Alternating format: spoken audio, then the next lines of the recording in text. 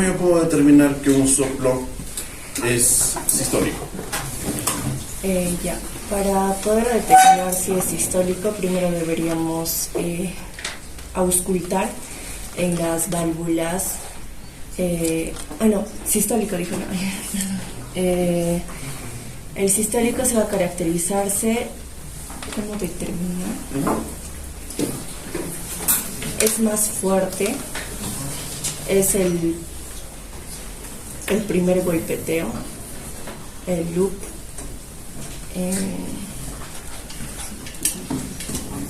¿Algo más?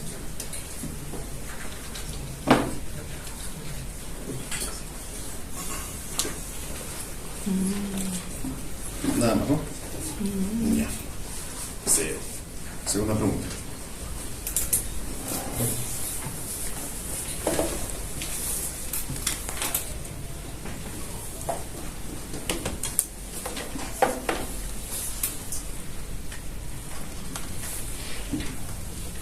Si yo evalúo soplo mitral y este es sistólico, ¿qué cosa estoy diagnosticando? Soplo sistólico, enfoco mitral. Sería insuficiente. ¿Insuficiente? Sí. ¿Insuficiencia de qué? Del foco mitral. El De la válvula mitral. Soplo sistólico, enfoco mitral. Es insuficiencia mitral. ¿Segura? Sí. Ya. Muy bien, 10 o 4.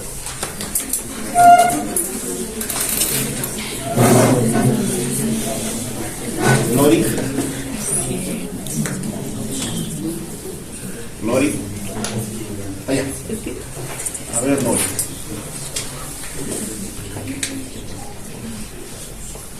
¿Cómo determino que un soplo es diastólico, Nori?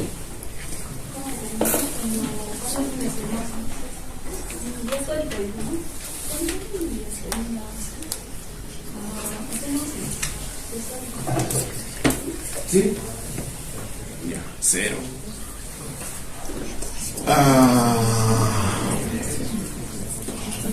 ¿Cuál es la maniobra de evaluación que me permite determinar de forma clínica, obviamente, el tamaño de una silueta cardíaca? El tamaño de la silueta cardíaca. Chicos.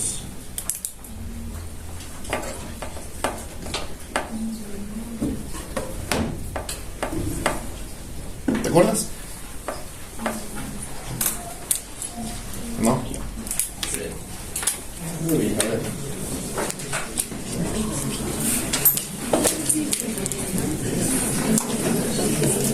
A ver, habíamos determinado que el soplo es sistólico si coincide con la palpación a nivel de un pulso periférico de preferencia radial, ¿no es cierto? Y es diastólico cuando no coincide. ¿Ok? ¿Qué más faltaba preguntar? ¿Qué más faltaba? ¿Qué maniobra semiológica me permite determinar el tamaño de la silueta cardíaca? Espera. Ya está, listo. Y el resto compañero que pasó por acá adelante, por favor.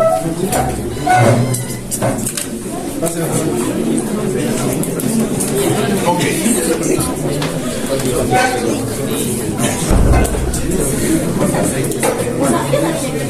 Muy bien. Entonces, a ver ya, chicos. Vamos a hablar ahora de algo que desde el punto de vista clínico es demasiado importante y que ustedes tienen que saber distinguir muy bien, porque son muchas características que tenemos que encontrar en cada uno de estos ejemplos. Estamos hablando de los principales signos y síntomas cardíacos. ¿Ok? ¿Por qué son importantes estos signos y síntomas cardíacos? Porque nosotros vamos a armar posibilidades diagnósticas sindrómicas dependiendo de lo que encontremos en cada uno de estos y sepamos su interpretación. Cada uno de estos signos y síntomas cardíacos, si bien los estamos estudiando, los estamos viendo ahora en el capítulo de semiología cardiovascular, no significa que solamente se encuentren en patologías cardíacas o cardiovasculares. Estos pueden compartirse también con patologías respiratorias, algunos con patologías digestivas, etcétera, etcétera, etcétera. Pero dentro de esa similitud o dentro de esa particularidad de presentarse en varios grupos de patologías, desde el punto de vista cardiovascular, son importantes para que nosotros sepamos distinguir. Muy bien.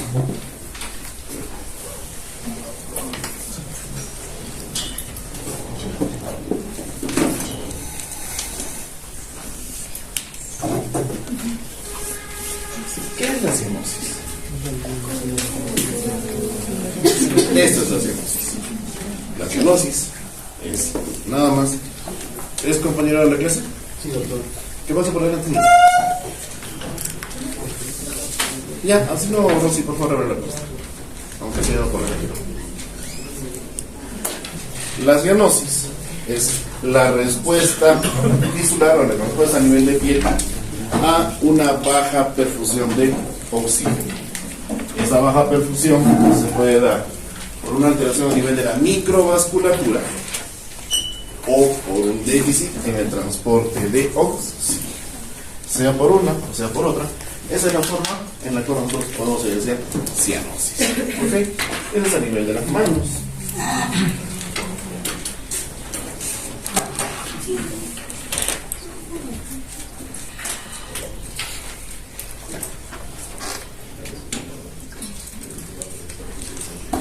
A nivel de la boca, nosotros debemos tomar en cuenta que microvasculatura tenemos en todas las regiones distales, ¿ok?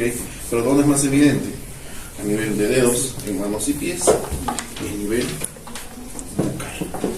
Mucosas es un compromiso fundamental. Nosotros acá podemos evidenciar que hay una cianosis perioral con compromiso de mucosas, incluso la lengüita está muy cianótica. Acá estamos hablando de una disminución en la perfusión. ¿Y cómo clasificamos nosotros a la cianosis?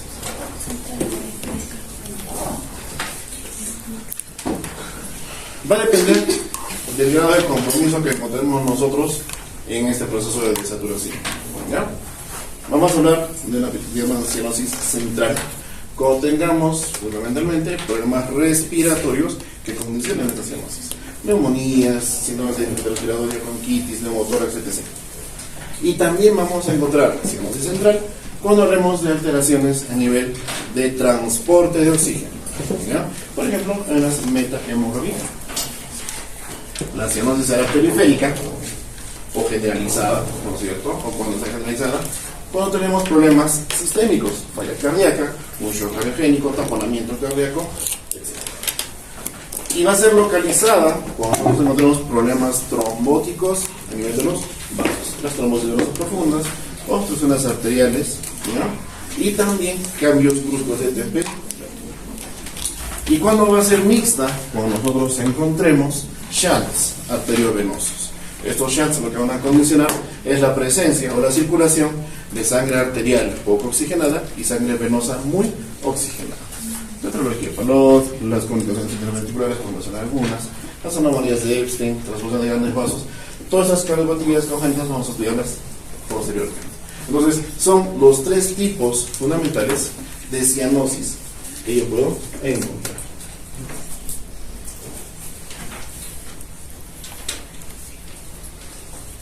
Y fisiopatológicamente, ¿en qué consiste?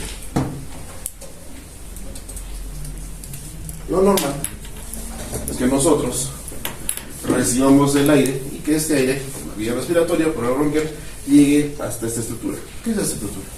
¿Qué es esto? ¿Qué? Alveolos, ¿no es cierto? Son alveolos. ¿Y qué cosa le da la forma a los alveolos? ¿Qué le da la forma a los alveolos? O de por sí tienen esa forma y nada lo puede cambiar. Surfactante. Si desde el punto de vista respiratorio yo recibo aire y tengo déficit de surfactante en mi paciente, el alveolo colapsa y se pierde su capacidad de intercambio de gaseosos. Hay una relación muy íntima entre el alveolo y el capilar, la membrana alveolo capilar, que en condiciones normales, cuando no hay procesos inflamatorios ni infecciosos, a nivel microscópico, histopatológicamente hablando, tiene dimensiones precisas que permiten el intercambio del oxígeno y del CO2. ¿Ok? Cuando yo presento una disminución en la cantidad de oxígeno contenida a nivel alveolar o tengo algún problema para el intercambio a nivel de la membrana alveolo-capilar, la sangre que tendría que salir muy oxigenada del alveolo sale poco oxigenada. Resultado, cianosis.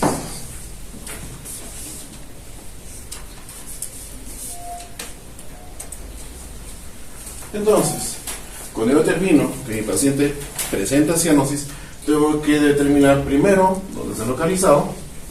Una vez que sé dónde está localizado, debo interpretar o qué significa esa localización y cómo debo explorar. Habíamos mencionado que los vasos que van a caracterizarse por presentar cianosis son los más distantes. A nivel de cara, labios, puntos de la nariz, lóbulos de las orejas, importante, pies, manos, ¿no es cierto? Incluso el lecho unguial.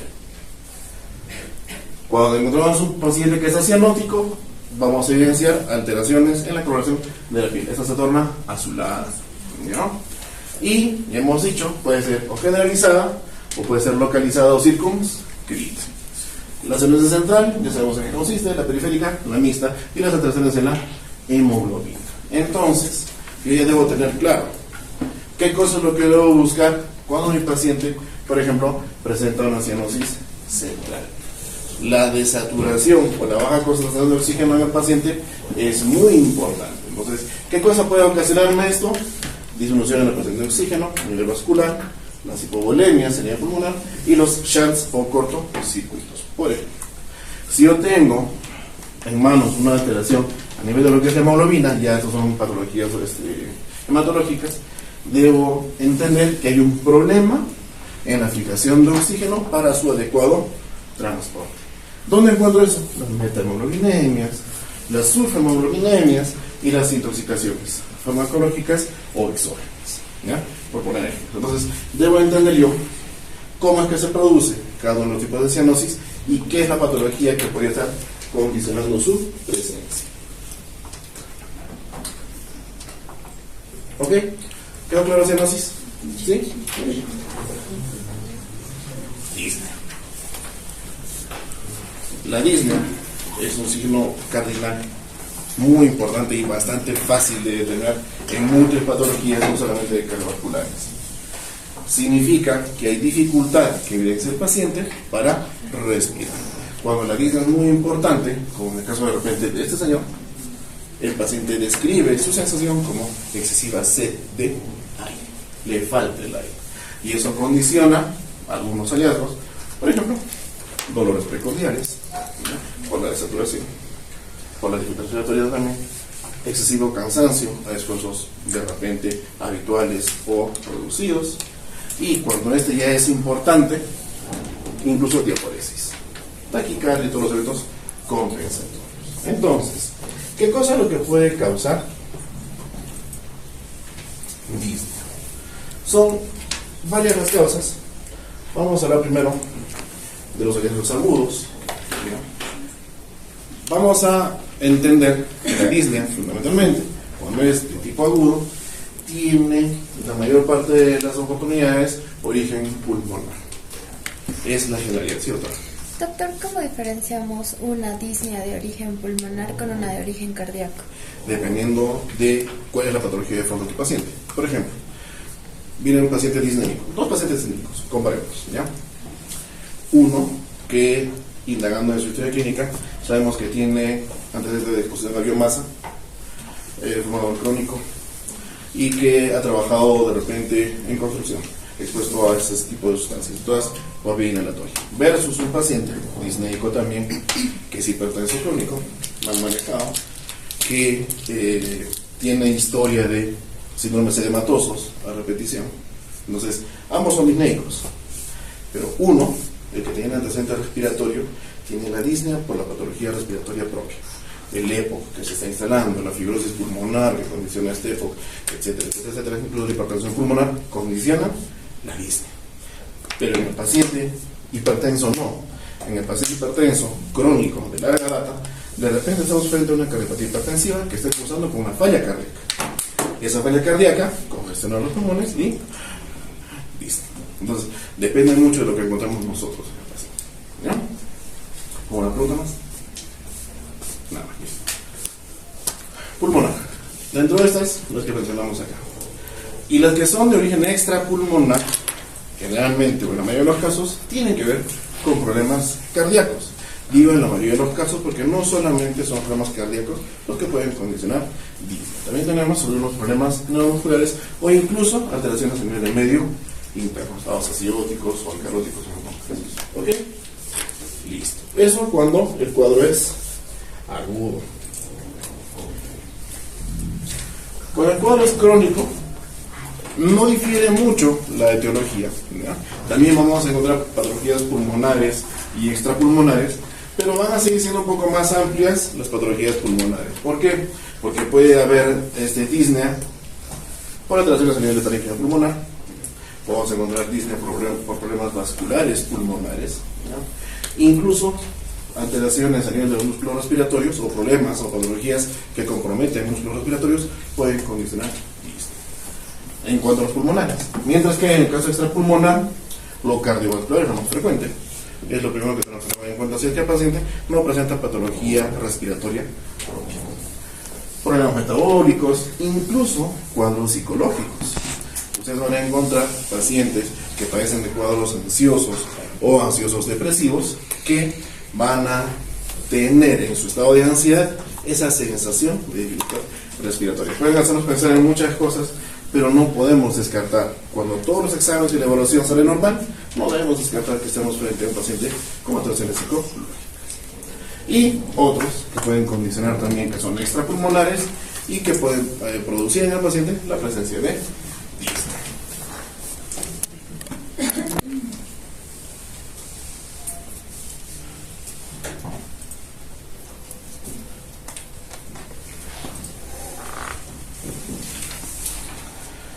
Esta es una forma de clasificar la disnea o de determinar los tipos de disnea que podemos presentar. Las de esfuerzo, las disneas de reposo, las parasíticas nocturnas, la ortopnia y la platina. Son formas de presentación clínica de la disnea. Pero nosotros tenemos que poner en cuenta una cosa importante. Para nosotros catalogar a la disnea, debemos tomar una escala fundamental que vamos a ver más adelante, que es la escala de la NIHA. La NIHA es la New York Heart Association, sorry por el inglés mal hablado. Es una escala que nos va a permitir determinar clase funcional del paciente. Clase funcional. Y esa clasificación o esa tipología que nos va a dar la NIHA, no solamente es para problemas cardiovasculares, sino también para problemas respiratorios, porque evalúa clase funcional. Entonces, si yo, en el caso clínico del examen, les pongo un cortejo sintomático del paciente y les digo qué clase funcional tiene, es porque ustedes tienen que saber cada clase funcional y cuál es su característica para poder determinar cuál es el tipo de disnea que está presentando el paciente. La disnea de esfuerzo, nosotros ya es entendible que es cuando hacemos actividad física. La disnea de reposo, cuando el paciente no hace actividad física y a pesar de eso se manifiesta la dificultad respiratoria. La parasítica nocturna, cuando el paciente está descansando. La ortopnia tiene que ver con la posición del paciente en el decúbito, ¿no es cierto? Y la platimia, cuando el paciente se encuentra sentado. ¿Ok?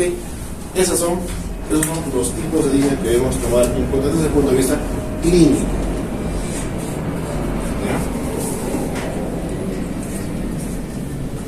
¿Y cómo es que se da? Lo que tenemos en pantalla es un proceso fisiológico normal del estímulo respiratorio. Llega un momento en el cual los músculos respiratorios, los quimioreceptores aórticos y carotídeos determinan concentraciones de oxígeno circulante a nivel vascular. Cuando esas concentraciones de oxígeno están disminuyendo, se estimula. ¿Por qué? Por la sensación de falta de aire, con sensación de opresión en el pecho. Entonces, todo esto origina un feedback a nivel de la corteza sensorial y emite una respuesta motora, obviamente, a través de la corteza motora. ¿Y cuál es ese evento motor que se da por la presencia de esta dificultad, de esta falta de aire o de esta opresión en el pecho? La relajación del diafragma la amplitud de los campos pulmonares, se crea una presión negativa y el aire ingresa por las fosas nasales. Inspiración. Una vez que yo inspiro, llego a saturar de oxígeno adecuadamente, se pierden estas sensaciones de falta de aire, la presión en el pecho porque ya estoy oxigenando, listo, y empieza el intercambio gaseoso. Se da el intercambio gaseoso, otra vez el circulante pierde concentración de oxígeno y se vuelve a dar el estímulo, la sensación de falta de aire. Cuando nosotros aguantamos la respiración, los que nadan, los que hacen buceo, hay un momento en el cual se nota que la concentración de oxígeno disminuye y nos impulsa a ir a la superficie. ¿Qué es lo que se siente cuando estamos excediendo el límite? Presión en el pecho. Es lo primero que se siente. O sea, incluso se dificulta regresar si es que la presión en el pecho es muy importante. Entonces, esa presión en el pecho es el evento final de la descompensación. Porque la falta de aire ya la hemos percibido mucho antes, pero no ha sido del todo evidente desde el punto de vista de la sensación. Cuando ya tengo presión en el pecho, la sensación es máxima y tengo que hacer lo posible por inspirar. Es ahí donde vuelve a darse el ciclo y se da de esa manera. ¿Ok? Entonces, cuando nosotros tenemos problemas a nivel de los receptores, ya sean los carotídeos o ópticos, tenemos un problema a nivel de los diafragmas, tenemos un problema a nivel de pared torácica, o a nivel de pared pulmonar, o a nivel respiratorio, o a nivel neurológico o nervioso, la disnea se puede hacer patológica y posiblemente mortal. ¿Ok? Hay que entender bien. Muy bien. Nos ofrece hasta el momento. Tenemos tres, que son la MRC, que es utilizado básicamente por los europeos, la NIJA, que es la cual les vamos a hablar hace un ratito, y la escala de Borg, que es una última, que es una modificación, es una adaptación para mejorar la interpretación del signo del síntoma en el paciente. Entonces, si bien ambas, tanto la MRC como la NIJA, nos hablan del paciente y su capacidad funcional, nosotros al utilizar la disnea, la escala NIJA, somos mucho más escuetos al momento de la evaluación. Es simple, no le tenemos que marear al paciente preguntándole si puede caminar 100 metros o no, porque ¿quién anda con su hincha, pero con su metro, pues está todo ahí metrado para caminar? No. Entonces, tenemos que saber o entender que esta forma de clasificación permite entender de mejor manera cuál es el grado funcional del paciente. Si hablamos de una clase 1, significa que no hay síntomas, ¿ya? Pero estos síntomas no se presentan cuando el paciente hace sus actividades habituales, ¿no es cierto? ¿Podría decirse que es lo normal? Podría decirse. La clase 2 habla de síntomas que el paciente presenta, o sea, la dificultad respiratoria a la actividad ordinaria. Por ejemplo, cuando está empezando a caminar y a paso apurado, porque es la forma de evaluar la capacidad ventilatoria, hagan de cuenta, cuando nosotros evaluamos al paciente con la prueba de caminata, le decimos al paciente que se ponga la cabecita, que está a unas 3 cuadras del trabajo y que está llegando tarde. Esa intensidad, esa velocidad de caminata. Ojo, no tiene que correr, no tiene que trotar. Caminata veloz. Entonces yo determino ahí, porque ese es un esfuerzo habitual, ¿no? Determino qué tan descompensatorio es ese aspecto cuando el paciente lo realiza. Si yo evidencio que es mucha descompensación y es mucha la desaturación, es una clase 2. La clase 3 habla de la presencia de esta disnea o esta disminución en la capacidad de ventilación cuando el paciente hace actividades con menos esfuerzo. Por ejemplo, subir gradas, ¿no es cierto? O por ejemplo, subir una pequeña pendiente. Ahí normalmente no debería haber tanto desgaste. Acá el paciente sí presenta mayor sintomatología, clase 3. Y la clase 4, cuando el paciente está en reposo y las actividades más habituales como lavarse los dientes, peinarse o vestirse condicionan dificultad respiratoria. En ese caso, ya estamos hablando de una clase 4. A eso me refiero con clases funcionales. Si ustedes se dan cuenta, evaluamos qué tan funcional o independiente es el paciente hasta el momento de presentar la sintomatología. Y la escala de Borg, como les decía, es una adaptación de las dos anteriores, en las cuales yo intento ser un poco más claro con el paciente, que él me perciba de mejor forma cuál es la información que necesito yo recibir para entender mejor su patología. Si bien se ha utilizado en regular forma la escala de Volk, nosotros seguimos utilizando la escala de Lanica para catalogar a los pacientes con disnea. Muy bien. ¿Alguna pregunta sobre disnea? ¿Todo claro? El dolor torácico. De por sí, hablar de dolor al momento de evaluar a un paciente es hablar de un signo que es bastante específico y que va a depender mucho del éxito al evaluarlo, del umbral que el paciente tenga de soportar ese dolor. Hay pacientes que llegan con infartos de miocardio, por ejemplo, que el dolor es soportable, el paciente hasta puede llegar caminando, ¿ya? Mientras que hay síndromes coronarios que al paciente con una menor compromiso estructural, no en un infarto, sino solamente como síndrome, puede llegar con el dolor muy importante y hacernos pensar que es algo más catastrófico de lo que debería ser. Entonces, cuando nosotros hablamos de dolor torácico en sí, hablamos de la molestia, del tipo de molestia que el paciente presenta a nivel de tórax.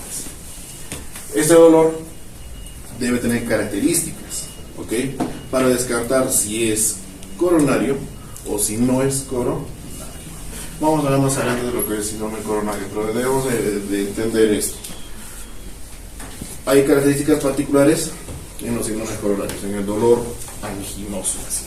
Tenemos que ver aspectos de irradiación, tenemos que ver aspectos de duración, tenemos que ver aspectos de presentación clínica, si es opresivo, si es tipo garra, etcétera, etcétera, etcétera, tiempo de duración, etcétera. Pero si yo estoy hablando de un dolor torácico, por ejemplo, ocasionado por una tos crónica, ocasionado por una tromboembolia pulmonar, ocasionado por una pericarditis aguda, son distintos tipos de dolor. Entonces, yo tengo que saber distinguir frente a qué tipo de dolor estoy para darle su manejo. ¿Ok? Muy bien, entonces, ¿cómo yo puedo clasificar al dolor torácico?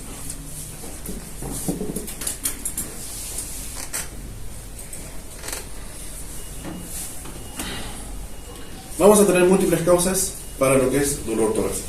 Siempre vamos a tomar en cuenta aquellas que sean desde el punto de vista cardiovascular y las que no sean relacionadas a lo cardiovascular. Por ejemplo, si hablamos de patología netamente cardiovascular, disecciones aórticas secas como en cuenta, dolores anginosos, la pericarditis que les mencionaba, prolapsos valvulares, fundamentalmente a nivel de la mitral, ¿ya?, por mencionar los más importantes. Pero si hablamos de los no cardiovasculares, es todo un abanico de opciones que tenemos, porque problemas digestivos nos lo van a presentar. Los respiratorios, obviamente que sí, musculoesqueléticos e incluso los psicógenos. Esto estoy siendo bastante enfático. Siempre vamos a encontrarnos en algún momento un paciente con trastornos psicológicos o psiquiátricos que vayan a aparentar el cuadro, ¿ya?, y que vayan a alarmarnos más de lo que deberíamos alarmarnos. Entonces, siempre tomar en cuenta esto. ¿Ok? Entonces, estas son las principales causas del dolor torácico. Siempre yo debo distinguir si el dolor que estoy evidenciando en mi paciente tiene una particularidad cardiovascular o no. Ocurrió una vez, cuando estábamos en el Carrión atendiendo la emergencia, que llega el papá de uno de los R1 de psiquiatría con un dolor en epigastrio a la emergencia. Fuerte, un dolor intenso, pero se aproximó a la emergencia. Cuando le llamaron a su hijo, a nuestro colega, el R1 dijo: ay, mi papá siempre viene con sus gastritis y tiene eso desde hace mucho tiempo atrás. Entonces, bueno, lo evaluamos, el cardiólogo lo evaluó, el gastro lo evaluó, sí, ya no pasa nada. Y por mucha curiosidad académica, más que porque nos dé alguna idea, le pedimos un EKG nosotros. Ya, pues mientras eso, el paciente recibió su omeprazol, estaba recibiendo su omeprazol, estaba tranquilo, aparentemente el cuadro había cedido, el cuadro doloroso. Para variar, era un hospital, pues, quienes conocen el Carrión saben que es un hospital MINSA, es un hospital grande y tiene mucha atención en la emergencia, y el EKG pues se perdió por ahí en el camino y no llegó a tiempo. La cosa es que, pasada una hora más o menos, encontramos al paciente que está ya diafórico y el dolor le había incrementado. Entonces, cuando lo vamos a ver, el asistente ya estaba con él, nos había llamado para que apoyemos, ya estaba el paciente tirado en el piso dorándose de dolor. Entonces evaluamos la historia y no había EKG. ¿Qué había pasado con el EKG? La licenciada lo había tomado, pero como le llegaron otros pacientes, lo dejó bien dobladito ahí, al costado de la máquina. Rotulado, toda la fecha, la hora, pero estaba ahí. Nadie se había tomado la molestia de llevar. Agarramos el EKG. Supradesniveles brutales de que sí. Múltiples. En todas las derivaciones precordiales. Y se nos fue ahí. Un infarto de miocardio. Así, brutal. Agarró cara diafragmática y anterior. Así en los análisis. Y el paciente solamente vino por vejiga extraña. Vino de camino. Y peor aún, el hijo no le dio la mayor importancia. Dijo, no, soy gastritis. Entonces, es por eso que nosotros tenemos que ser muy cautos cuando agarremos un dolor torácico. Muy, muy cautos. Puede parecer algo pequeño o puede parecer algo exagerado, pero nosotros tenemos que ser muy acuciosos al momento de evaluar. Es importante que tomen en cuenta eso, ¿no? Listo, ¿qué más? El otro es resumen de lo mismo. Ningún problema.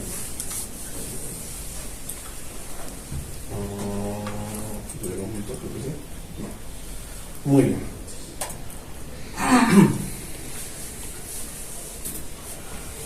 A manera de resumen, para que tengamos claro, las causas de dolor torácico cardiovasculares son estas principalmente, las más frecuentes y las más agresivas, y las no cardiovasculares. ¿Ya? Entonces, como se dan cuenta, para pensar en dolor torácico desde el punto de vista cardiovascular, es mucha la patología, es muy variada la patología. Y por desgracia, muchas de estas patologías pueden ser debut en el paciente, y el debut puede ser catastrófico. Entonces, yo tengo que hablar bien a mi paciente para llegar a determinar el tipo de dolor torácico que está presente y distinguirlo de los que no son cardiovasculares.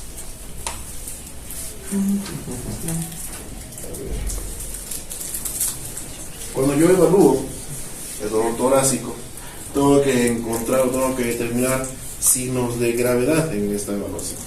Por ejemplo, es distinto que un paciente venga agarrándose un poco el epigastrio o la región precordial, que venga caminando y que tranquilo te cuente cómo ha evolucionado su dolor, versus un paciente que llega diaforético, ¿no es cierto?, con un dolor mucho más intenso, o un paciente que llegue doblándose por la opresión torácica que presenta. Entonces, yo debo valorar a mi paciente y su gravedad por el cortejo sintomático con el que viene. Medir cómo está la respiración, determinar cómo está la frecuencia cardíaca, la frecuencia respiratoria, si es que el paciente está presentando disnea de algún tipo, de alguna intensidad, evaluar cómo está el estado de conciencia, qué tan conectado está con el paciente, cómo está lo circulatorio, hablar de lo que es la frecuencia cardíaca, la presión arterial sistólica, la diastólica, la diferencial, etc. Hallazgos en el EKG, definitivamente yo no puedo dejar salir a un paciente con dolor torácico sin su EKG básico. Y problemas o alteraciones en la saturación de oxígeno. Cada uno de estos hallazgos va acompañado de dolor torácico y tiene que ser evaluado de forma adecuada. ¿Ok?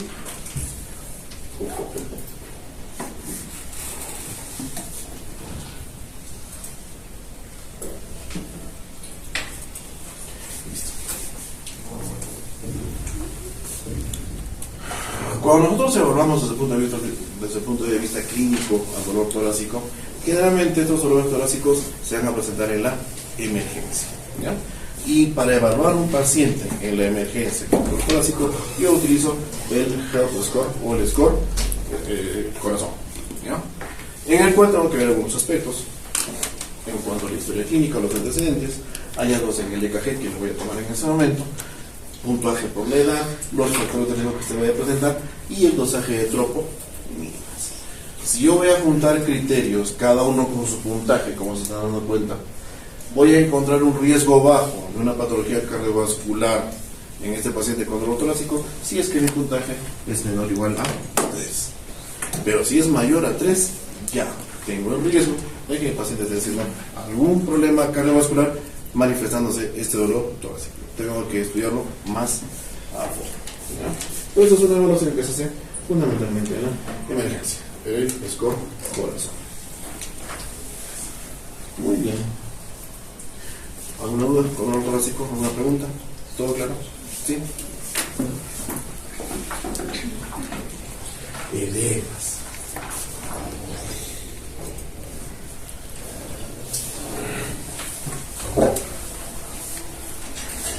El edema va a ser una manifestación clínica bastante frecuente, no solamente en pacientes cardiovasculares.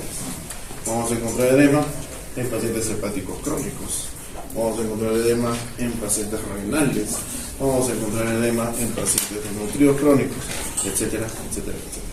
Y cada uno de estos tipos de edema tiene una forma de ser manejada, una forma de ser enfocada.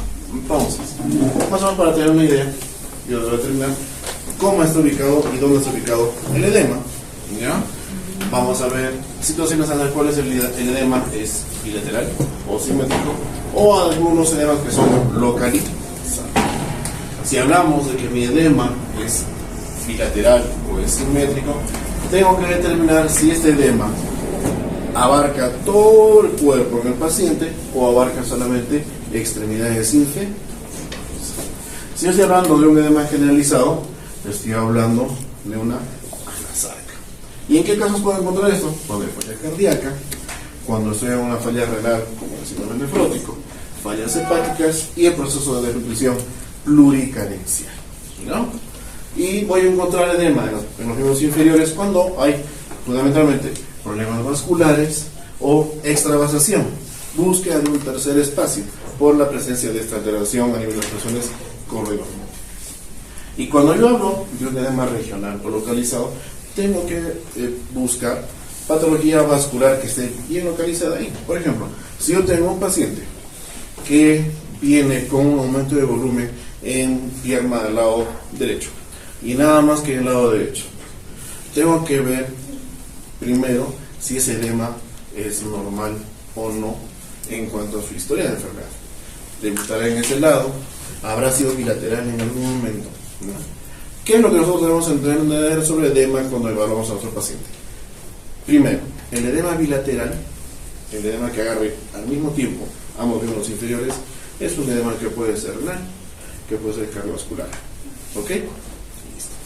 ¿Cuál es el edema que me debe preocupar más? El unilateral. Porque el unilateral implica que puede haber un proceso vascular de por medio, trombosis, fundamentalmente. Otro, cuando yo evalúo edema unilateral, tengo que pensar que hay patología linfática de fondo. Debo buscar ganglios que sean reactivos en el examen físico. Incluso patologías neoplásicas que pueden dar manifestación de edemas unilaterales. Entonces, es por eso que es importante que lo distinga si el edema es bilateral o es unilateral. Entonces, esos problemas vasculares, linfáticos o de algún tipo que condicione los edemas localizados son los más delicados. ¿Por qué yo debo preocuparme por un proceso obstructivo venoso? Porque si estoy frente a una enfermedad trombótica venosa, es muy fácil que mi trombosis venosa profunda pueda comprometer también la presencia de una tromboembolia pulmonar. Es cuestión de tiempo. Para eso tengo que evaluar laboratorialmente, radiológicamente, etcétera, etcétera, etcétera. Esa es la forma en la cual yo debo enfocar y estudiar los edemas en mi paciente.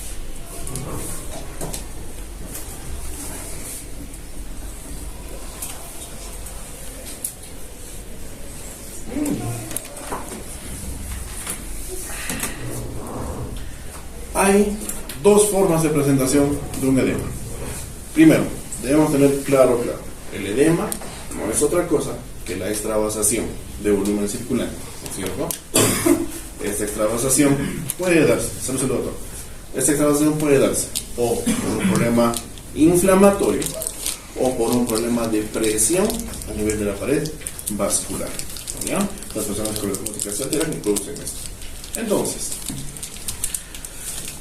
cuando yo estoy frente a un proceso inflamatorio, por ejemplo una celulitis, ¿ya?, que se localiza en una parte determinada, ¿ya?, puedo tener hallazgos de edema en mi paciente, porque esa celulitis va a provocar procesos inflamatorios a nivel de toda esa región. Ese proceso inflamatorio va a hacer que haya una extravasación de líquido, una producción de un tercer espacio, va a aumentar las dimensiones de esa parte afectada. con lo que son además sinusofibrinosis. Pero ¿qué pasa cuando el paciente presenta un edema distinto, que no tiene que ver nada con lo infeccioso? Vamos a encontrar un edema que no va a presentar mayores alteraciones en cuanto a la coloración de piel, ¿ya? Pero sí va a haber el aumento de volumen, la piel se va a tornar lustrosa, etcétera, etcétera. Es acá que yo tengo que distinguir si este edema, esta extravasación que está manifestando el paciente, está ocasionada por un trasudado o está ocasionada por un exudado. El trasudado es todo aquel tercer espacio que el paciente haga con presencia de un proceso inflamatorio o el exudado, proceso inflamatorio o infeccioso. Si yo tengo en el paciente un cuadro infeccioso localizado que cursa con esas características, estoy hablando de un exudado. El trasudado es un proceso edematoso con esas características, pero cuando el paciente presenta alteración a nivel de las presiones coroidosas. Entonces, ¿voy a tratar igual el edema de un exudado versus el trasudado? No. El paciente que tiene trasudado, por ejemplo, puede ser un paciente desnutrido, puede ser un paciente que sea cardiopata no controlado, etcétera, etcétera. Manejo la cardiopatía o manejo el proceso nutricional con aporte de proteínas, y de por sí ese tercer espacio va a empezar a resumirse.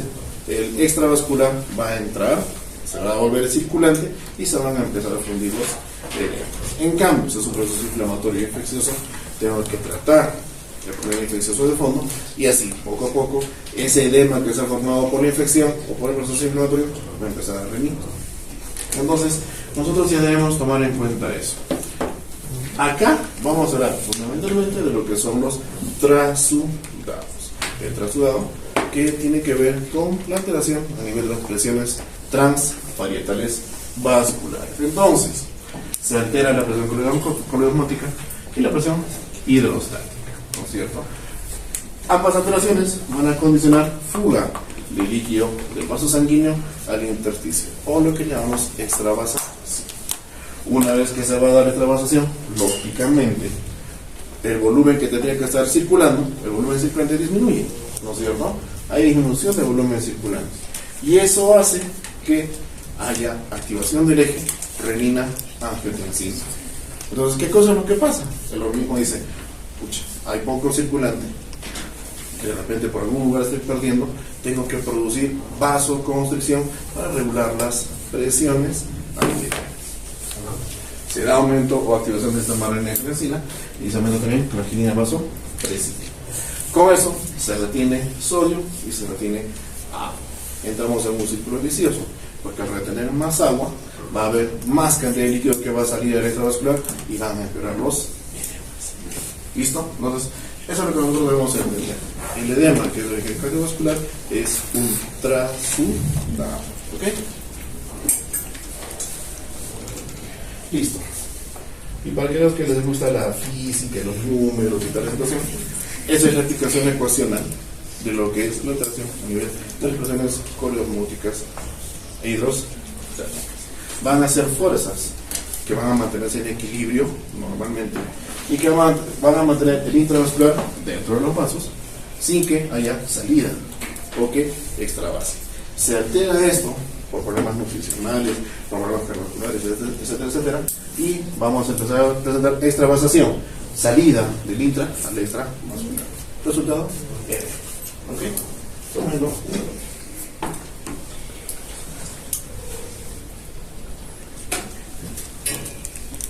Listo. Eso es todo sobre edema. ¿Alguna duda sobre edema? ¿Todo claro?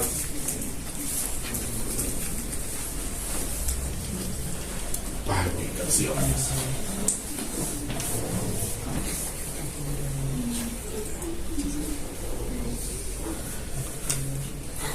Cuando nosotros evaluamos o interrogamos a otro paciente para que nos diga qué cosa es lo que siente, cuando el paciente quiera describir palpitaciones, lo va a describir como la sensación de pateo del corazón.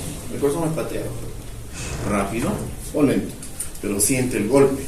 El golpe que siente no es de cualquier parte del corazón, es de la punta. ¿Okay? La punta del corazón es lo que patea. Entonces, es lo que nosotros debemos entender como palpitación, la percepción del latido cardíaco en el paciente que no es normal. Ahora, todos en algún momento hemos estado en una actividad deportiva o en una situación de estrés y hemos percibido los latidos de nuestro corazón. ¿Significa que estamos palpitando? No, solamente la percepción es una cosa normal y fisiológica.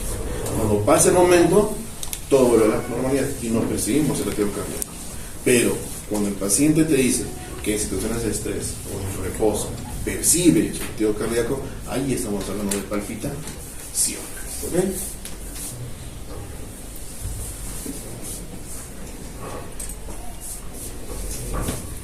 Generalmente, estas pueden tener un inicio brusco, un inicio abrupto, cuando se da, por ejemplo, taquicardias paroxísticas. ¿Ya? En algún momento vamos a hablar sobre lo que son trastornos en el ritmo. ¿Ya? Ahí vamos a determinar que hay bradicardias y taquicardias. Dentro de las taquicardias o las patologías que condicionan aumento en la frecuencia cardíaca, están los trastornos de ritmo como la fibrilación auricular. La fibrilación auricular es una alteración de ritmo, es una patología que condiciona muchas veces ráfagas de presentación y nada más, paroxismos. ¿Ok? Entonces el paciente que debuta con esta patología va a venir a nuestra consulta y va a decir: doctor, hay momentos en los cuales siento que el corazoncito me patea rápido, pero se va. Le duele alguna, solo lo percibo y se va. Y es muy frecuente, de repente en algún momento van a ser muy espaciados, una vez al mes, una vez al año, qué sé yo. Pero cuando se hacen más frecuentes es donde hay que tomar más en cuenta eso. Entonces, a eso se refiere con paroxismos. Son taquicardias que se van a presentar esporádicamente, pero que tienen un inicio brusco. Cuando hablamos de taquicardia sinusal, es aquella taquicardia que no pierde regularidad en el trazado del EKG. ¿Ya? Los ruidos cardíacos pueden estar acelerados o incrementados en su frecuencia, pero tienen un ritmo conservado. Voy a encontrarlo en pacientes ansiosos, por ejemplo, en los cuales también voy a encontrar que el inicio es abrupto o brusco, dependiendo pues de la intensidad de la impresión que los tenga, ¿no es cierto? Las taquicardias ventriculares aparecen generalmente durante el ejercicio, ¿ya? Esto hay que tomarlo bastante en cuenta, y cuando estas inician de forma brusca, tengo que sospechar que hay un trastorno en el ritmo de por medio. ¿Ya? No siempre va a ser eso, pero tengo que sospechar. ¿Para qué? Para que no se vaya a enmascarar el cuadro como otra patología. Muy bien.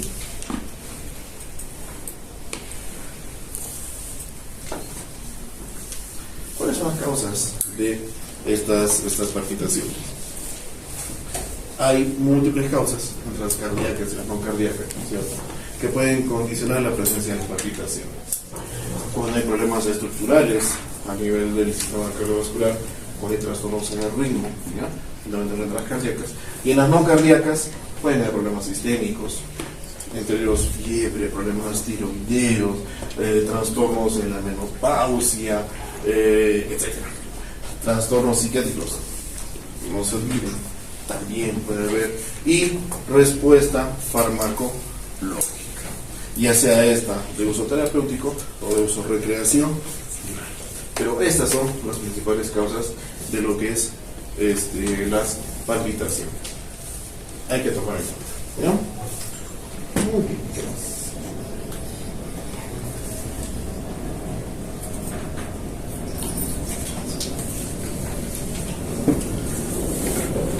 ¿Y cómo voy a presentar, cómo voy a evidenciar lo que son las palpitaciones? Hay varios tipos de palpitaciones: las extrasístoles, las taquicárdicas, los latidos en el cuello y las hiperdinámicas. ¿Ya? Listo. Vamos a agarrar la más frecuente. La más frecuente, cuando se presentan palpitaciones, están relacionadas a procesos taquicárdicos. ¿Ya? ¿Qué cosa es lo que yo percibo del paciente? ¿Qué cosa es lo que me dice el paciente? Golpes precordiales que son rápidos. Eso es lo que percibe el paciente.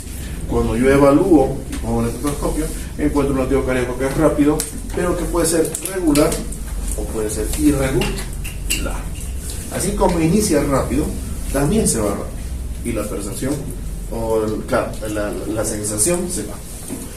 El desencadenante, en caso de taquicárdicas, puede ser el esfuerzo físico o si no, el enfriamiento post-deporte. Hace unos años atrás había un relator, porque son futboleros de la zona. ¿Cómo se llama este chico? Pereira. Ha sido muy sonado su caso porque este pata joven, el deportista, pichanguero, tenía su grupo, su equipo de fútbol incluso, se fue a jugar fútbol una mañana y murió ahí por un infarto miocardio masivo. Entonces, ¿qué pasó? ¿Por qué se dio eso? Porque él tenía la propensión a presentar trastornos en el ritmo. ¿Qué había pasado en ese momento específicamente? Ocurrió esto. Él no tuvo los cuidados que tenía habitualmente, ¿ya? Y no lo tengo bien claro, no he visto bien el artículo. No sé si se expuso a agua helada o tomó agua helada o algo así. La cosa es que ese enfriamiento rápido post actividad física, en lo que el cuerpo está caliente, condiciona la presencia de una taquicardia, pero no fue una sinusalia. Hizo un paroxismo de fibrilación auricular.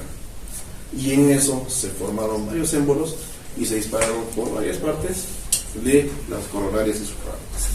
Se infartó masivamente y quedó.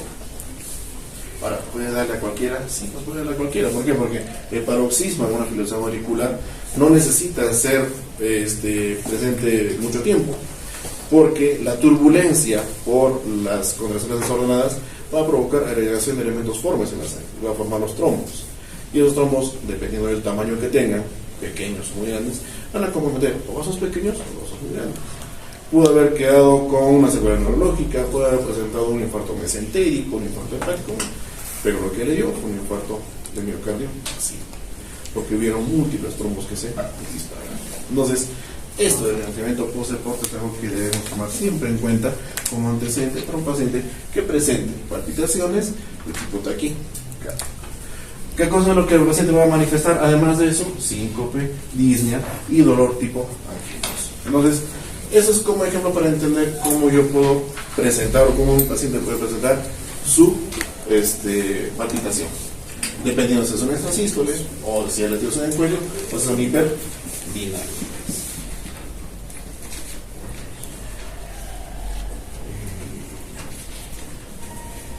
Y por último, 5.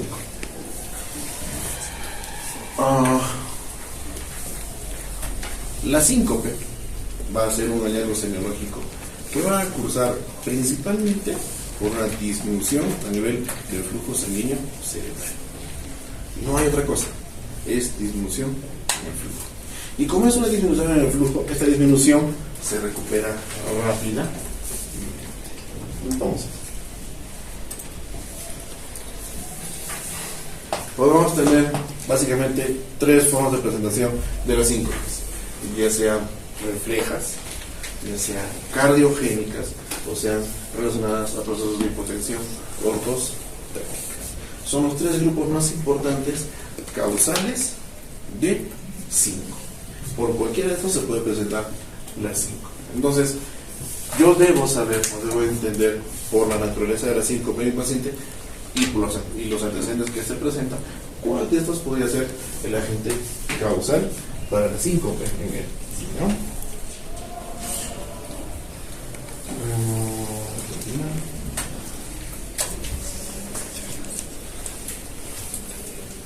Esto es un pequeño resumen de lo que ocurre desde el punto de vista fisiopatológico en una síncope, ¿no?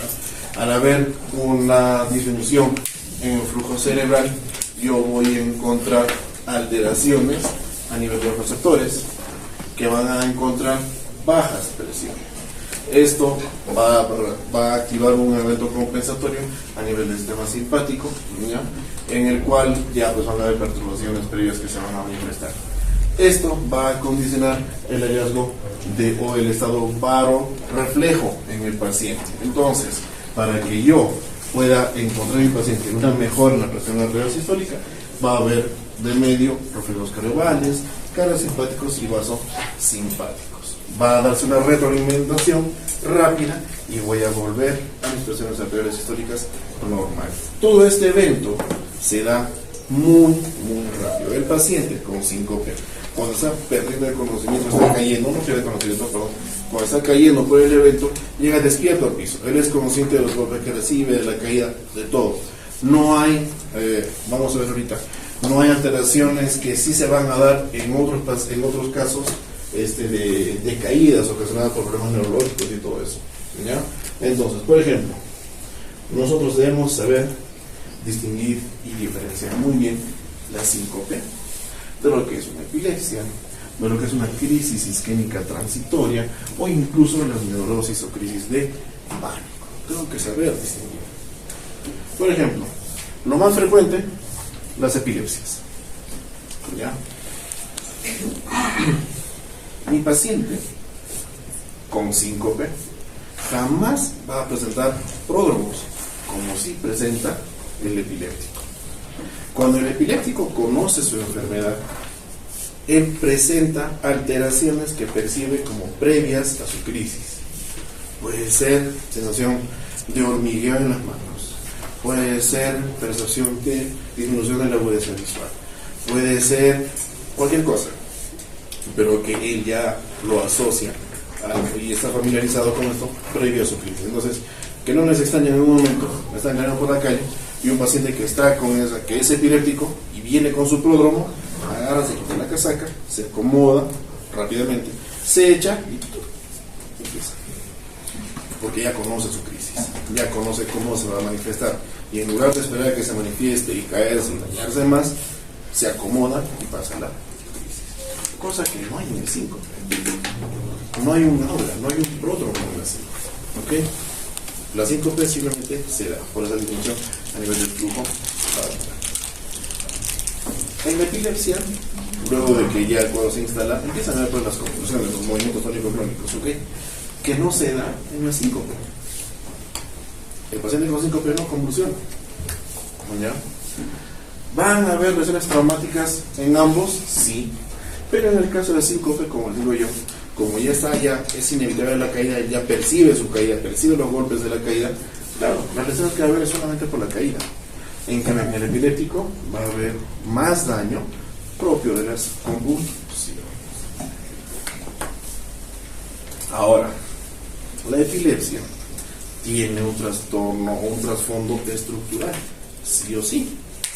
Por eso puede haber signos de focalización en el paciente que es epiléptico, cosa que no se presenta en el paciente con síncope. Entonces, este cuadro, ¿qué es lo que busca?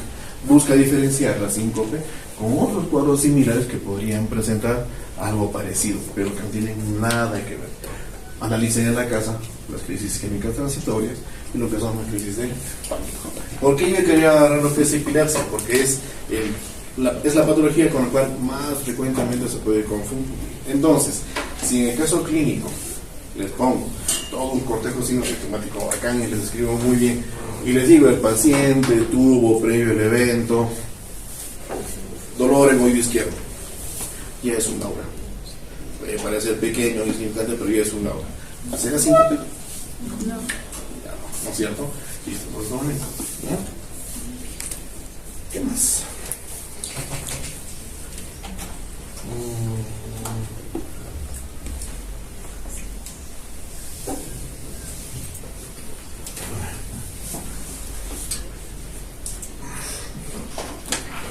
Esto ya es como para buscar cuál puede ser el agente causal de la síncope que presenta el paciente, dependiendo de los antecedentes cardiovasculares que se tengan. Si esta es vasovagal, situacional, si tiene problemas por estar relacionado a trastornos en el ritmo, si es secundario, procesos de auriculoventricular, etcétera, etcétera, etcétera. Esto les puede ayudar a determinar si el paciente que es cardiópata presenta sus síncopes y a raíz de qué presenta estas. Y